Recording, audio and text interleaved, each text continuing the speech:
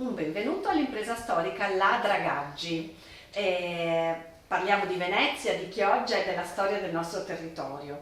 Ammessa quest'anno al registro delle imprese storiche d'Italia, il registro tenuto da Unioncamere Nazionale che certifica in qualche modo tutti i passaggi generazionali nelle imprese che hanno retto al tempo, ai cambiamenti, portando tradizione e innovazione. Quindi la parola subito a Stefano per riepilogare un po' tutti questi passaggi, perché l'inizio data 1900, no? Con Antonio, i primi fondatori, e in qualche modo ci aiuta perché il padre giustamente abbiamo qua Luciano Boscolo Cucco insieme al figlio Stefano Cucco, Boscolo Cucco, per capire un po' questa storia di famiglia. Allora un riassunto rapido di queste generazioni e di come anche avete saputo passare il testimone, la staffetta in famiglia. Beh, è una staffetta abbastanza particolare e diciamo che queste generazioni sono collegate da un fattore comune, che è la sabbia, ovvero il modo di gestire questa sabbia. Se consideriamo la prima generazione, quindi Antonio, lui trasportava ortaggi e decise in corso d'opera di passare al trasporto di sabbia. Era un sabbionante. Da lì il termine sabbionante, quindi persona che trasporta, gestisce ed opera con la sabbia. La seconda generazione, diciamo, ha implementato questo trasporto di sabbia cominciando a trasportare anche il fango. Quindi attenzione, già il fatto di portare del fango su un'imbarcazione che utilizzavi per ortaggi o addirittura l'imbarcazione viene sempre tenuta pulita. Il fatto di portare fango comporta sporcare una barca, quindi la sabbia viene vista come un elemento abbastanza anche nocivo, passatemi il termine, per poi passare alla terza generazione, che c'era Gino e Giuseppe, che cominciarono a gestire questa sabbia proprio come lavoro, manutenzione portuale. Esatto. Quindi il fango visto come una criticità, e allo stesso tempo anche la sabbia, criticità per far manutenzione, per permettere alle imbarcazioni di passare. E sono la generazione, un inciso che colse la sfida di Porto Marghera. Assolutamente. Perché riuscire a capire, no, il cambio dei tempi, la comprensione del momento porta l'imprenditore alla sfida imprenditoriale e quindi allargare. Nessuno voleva fare questo lavoro con i fanghi, leggevo nella vostra storia. Esattamente. Ecco. E poi chi arrivò dopo di loro? La cosa bella è che la terza generazione, quindi Gino e Giuseppe, lasciò in eredità ai figli, quindi 2 Luciani, un Claudio ed un Loris, una situazione particolare, ovvero un prototipo di imbarcazione in grado di recuperare questa sabbia e gestirla in maniera virtuosa. Come si chiamava? Gino Cucco, quindi porta il nome La draga Gino Cucco, in qualche modo ha segnato il cambio dei tempi, no?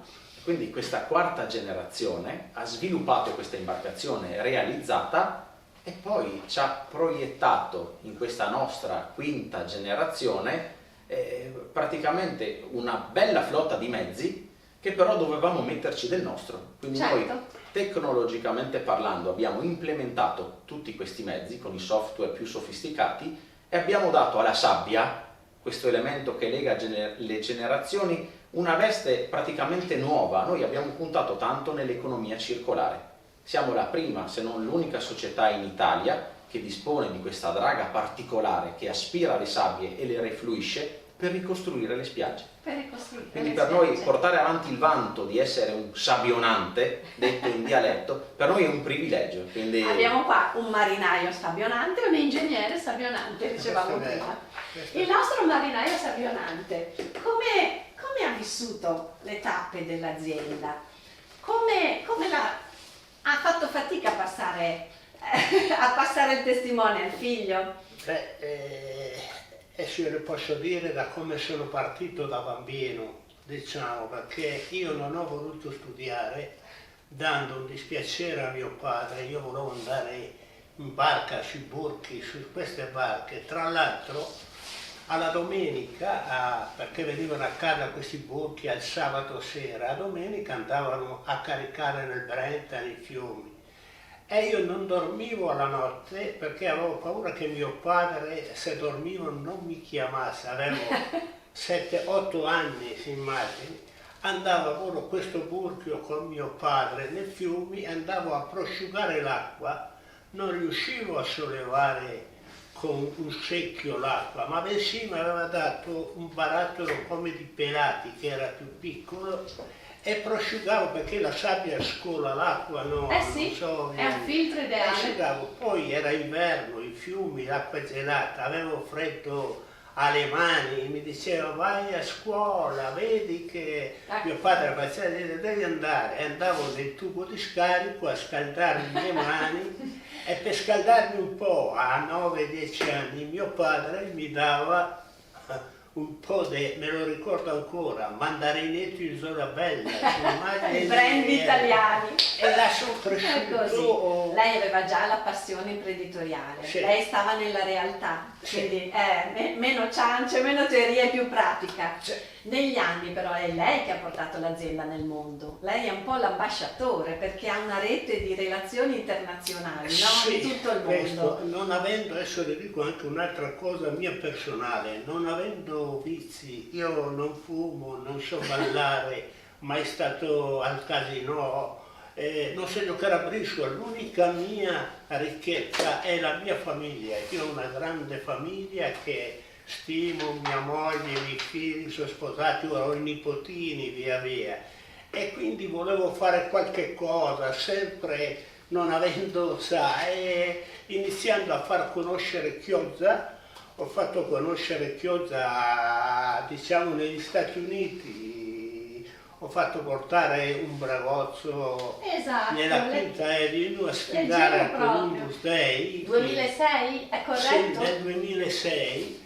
poi ho fatto amicizia un Un po'. bragozzo, bisogna dirlo che prima abbiamo parlato del burcio, adesso è il bragozzo, il glossario dei È naviganti. un'altra cosa, il bragozzo è una barca tipica da pesca dei chiozzotti di Chiozza che navigava in tutto l'Adriatico, quindi in Croazia, Slovenia, una volta partivano tutti da Chiozza, stavano via anche 2 o 3 mesi con un vestito solo, tra l'altro ho fatto ricerche, ho trovato gli zoccoli, le casse da drapi, perché una volta un pescatore aveva 2 vestiti, un vestito da lavoro che durava mesi e uno se alla domenica andavo alla messa o dopo 20 giorni andavo dentro un porto della Romagna e quindi questo era. Ma lei queste belle storie le racconta anche nel suo sito lucianoboscolocucco.it, quindi se uno vuole andare a sentire questi racconti li trova a tutti i suoi appunti. Però giustamente diceva, ha partecipato al Columbus Day nel 2006 portando appunto il bragozzo, portandolo a New York, e un'altra tappa che mi ha incuriosita nel 2008. Cosa fece? Portò le spoglie di Santa Barbara? Davvero? Tutte le cose, guardi, sono avventure che ho imparato dalla vita, perché negli Stati Uniti non interessa che sia una santa. Io ho portato le spoglie di Santa Barbara in segno d'amicizia, sono amico del Fire Department di New York, di pompieri, l'eroe delle Torri Gemelle, è un amico, tutti, sai, i personaggi, la polizia, tutti quanti.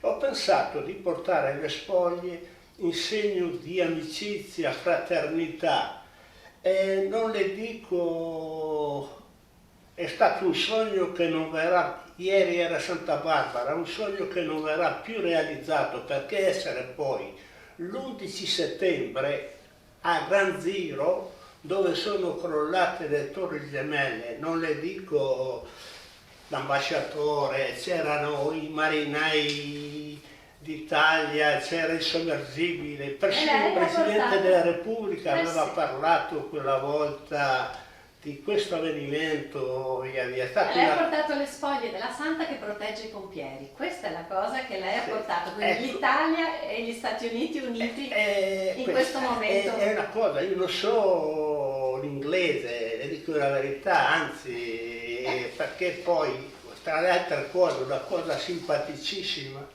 quando ero a Gran Zero si è parlato il nunzio apostolico, tutte le autorità parlavano in inglese, io che sono solo ex sodotto, un po' di abruzzese, quindi dico, vi chiedo scusa della confusione perché c'era un sacco Certo. di gente via via e mi viene una vecchietta vicino, mi ha fatto quasi piangere, mi fa oh, in dialetto così, oh, anche a me succede. A New E può York. sembrare uno essere a gran zio, con le spoglie di Santa Barbara, che ci sia sta vecchietta che le dice questa cosa, Guardi, l'ho lei baciata, era è sposata con bellissimo. un italiano. Possiamo dire che appunto gli italiani nel mondo sono una rete che non è solo sociale, non è solo sentimentale, ma aiuta anche l'economia italiana, perché c'è questa diplomazia, no? Economica, sociale, sentimentale se vogliamo.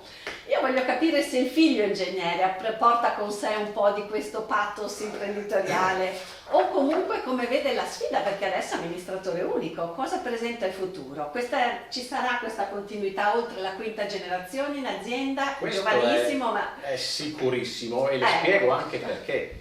Perché la quarta generazione, bene o male, ci ha inculcato e ci ha fatto amare il mare in una maniera un po' particolare, ovvero fin da quando eravamo piccoli, la quinta generazione che siamo io, mio fratello Gino, mio cugino Manuel, mio cugino Alessandro e mio cugino Marco, andavamo a bordo delle imbarcazioni, quindi fin dalla tenera età, 12 anni, 13 anni, periodo estivo. Si lavorava, si Senza- giocava, si... senza l'amaretto Isolabella. Ma quello lì era ancora presto. Però si assaporava che cos'era il lavoro. E anche io gli rinfacciavo sempre, ma perché durante l'estate, al posto di fare altre attività un po' più easy, devo ritrovarmi a bordo di queste imbarcazioni? Mi fa queste cose, le capirai quando sarai più grande, dovendoti rapportare con del personale marittimo e quando dovrai fare determinati lavori in giro per l'Italia. Quindi già il fatto che ci abbiano preparato in questo L'esperienza. modo, e per L'esperienza. noi non dico sia un percorso in discesa, perché a noi ci piacciono tanto le sfide, quindi è in salita, però è in salita con il sorriso, quindi siamo una generazione pronta ad affrontare tutto Siete e a dei metterci in gioco. sabbionanti 5.0. E lo mettevo sulla draga peggiore, senza aria condizionata, via via. Perché questo? Perché deve imparare, capire cosa vuol dire rimanere 10-12 ore al sole e via via, perché dico, quando sarai tu il grande capo, devi capire, altrimenti gli operai ti prenderanno in giro. Eh sì. Ecco, e allora... E la cosa... L'ha capito fisicamente e una volta capito Certo. così non si dimentica più. Io devo chiudere questa intervista, lascio l'ultima battuta perché ho interrotto La cosa bella è che anche le generazioni addietro si sono focalizzate, anche per un discorso geografico, tanto su Veneto, Emilia Romagna, Marche, Abruzzo. E a noi c'è una costa, che sia anche in Puglia, che sia in Sicilia, può essere una sfida nuova. Quindi stiamo praticamente battendo tutta l'Italia. Quindi Ho capito. ci piace metterci in gioco e ci piace essere competitivi sul piano nazionale. Dico una cosa sola, dopo Tranquillo. siccome i miei amici americani, no? E loro mangiano la bistecca, io sono di Chioggia, amo il pesce, no? E ho detto, oh, il pesce dell'Adriatico è buono, ma sai Luciano, noi negli Stati Uniti a New York siamo stati al Pier 6, un locale VIP dove ci stavano 400 persone, ho portato 15 quintali di pesce a mangiare il pesce crudo, e c'era la Camera di Commercio di New Italiana, York che New York, ho certo. altri Col rapporti network, via certo. via. Il radicchio, ho portato il formaggio di Asiago, avrei trovato anche altri lavori, non so, cioè del mio, ma io faccio il mio lavoro. Deve pensare che un vero miracolo anche del pesce è stato che da Chioggia è arrivato a Manhattan in 16 ore. Le dico, io non so... Perfetto. Nella grande distribuzione. A Chioggia non c'era nessuna società che aveva l'autorizzazione, il pesce tutto congelato, ma il pesce fresco mangiato crudo avevo preso un chef qui di Mestre che si è messo a piangere sul palco che... E via. No, la ringrazio per queste pennellate perché rendono bene l'idea di quella che sono le relazioni internazionali anche per un'impresa italiana che è testimone di tutto il Made in Italy, perché lei ha citato il formaggio di Asiago, no? Le nostre eccellenze, quindi è un co-branding, direbbe il marketing, co-branding voi fate con i territori. E niente, in bocca al lupo dalla Camera di Commercio. Ha nominato anche Assocamere Estero, quindi siete amici anche del network internazionale delle Camere di Commercio italiane all'estero. Questo è un suggerimento che potete dare agli altri imprenditori, di contattare la Camera di Commercio italiana all'estero nel territorio dove si trovano, in modo da avviare percorsi di internazionalizzazione e fare squadra. Tante opportunità con la Camera di Commercio di New York, che dopo ma ho come l'impressione che lei andrà avanti. Quindi complimenti ancora di più all'amministratore unico perché prende in mano le redini e sa bilanciare l'esperienza, la tradizione, l'innovazione. Complimenti ad entrambi e grazie per la vostra testimonianza e per i vostri 100 anni, tra virgolette, di famiglia, insomma. È anche un buon auspicio sul piano personale. Certo. Grazie, buon lavoro. Grazie Grazie.